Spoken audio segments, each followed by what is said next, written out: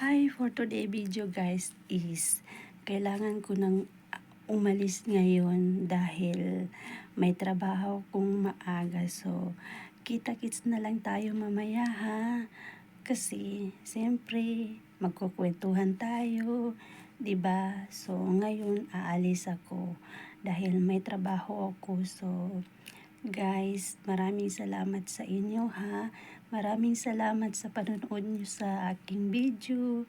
And sana hindi kayong magsasawang manood sa video ko. Thank you sa lahat, 'di ba? So, masaya ako kasi palagi kayong nandyan, 'di ba?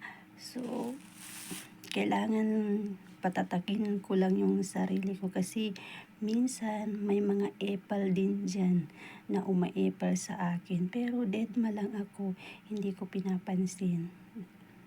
Ganun talaga yung buhay. Minsan may mga epal, may nagsasalita ng hindi maganda para sa akin, pero okay lang.